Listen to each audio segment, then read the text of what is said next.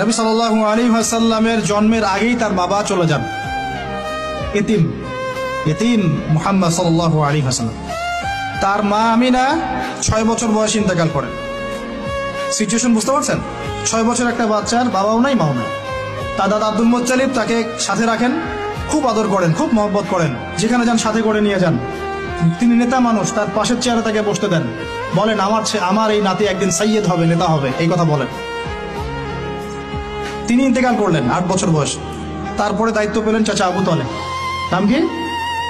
এই 8 বছর বয়স থেকে নিয়ে নবী সাল্লাল্লাহু আলাইহি ওয়াসাল্লাম নবী হয়েছেন 40 বছর বয়সে, আর মক্কায় ছিলেন 13 বছর, প্রায় 53 বছর। প্রায় 53 বছর পর্যন্ত, 8 থেকে 53 বছর পর্যন্ত এই যে লম্বা সময় চাচা আবু তালেব নবী সাল্লাল্লাহু আলাইহি ওয়াসাল্লামকে পাহাড়ের মতো প্রোটেক্ট করেছেন, পাহাড়ের মতো। পাহাড়ের পিছনে আপনি দাঁড়ালে কি বাতাস লাগবে? এভাবে তিনি প্রোটেক্ট করেছেন নবী সাল্লাল্লাহু আলাইহি ওয়াসাল্লামকে। তার সন্তানদেরকে যা খাওয়াতেন তার চেয়ে ভালোটা নবীকে খাওয়াতেন সাল্লাল্লাহু আলাইহি ওয়াসাল্লাম। স্পেশাল রান্না তৈরি করে তাকে ডেকে নিয়ে বসতেন, কারণ এতিম ছেলে, মনে কষ্ট আছে, হয়তোবা সবার সামনে বলতে পারে না, ব্যাপারটা বুঝেন না? তিনি এইভাবে ট্রিট করতেন।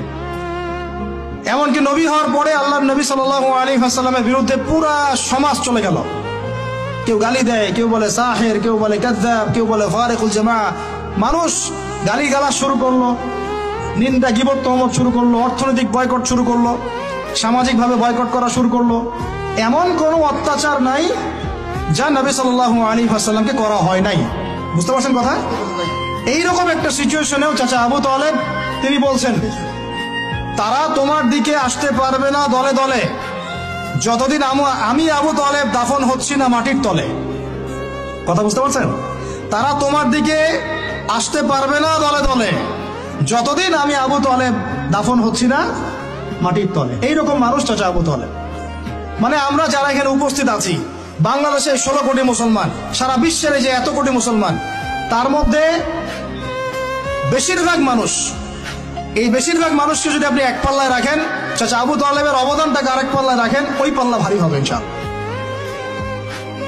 কিন্তু শেষ পর্যন্ত চাচা আবু তালেব কালিমা লা ইলাহা ইল্লাল্লাহ করতে পারলেন না। কথা কি বুঝতে পারতেছেন ভাই? নবী সাল্লাল্লাহু আলাইহি ওয়াসাল্লাম বারবার বলতেছেন, চাচা খালি একটাবার কালিমা পড়েন, আমি আল্লাহর কাছে আপনার জন্য সুপারিশ করব, আমি আপনাকে জান্নাতে নিয়ে যাব, আমি আপনাকে জান্নাতে নিয়ে যাব। চাচা খালি একটাবার সাক্ষ্য দেন, শাহাদা দেন, হলো না।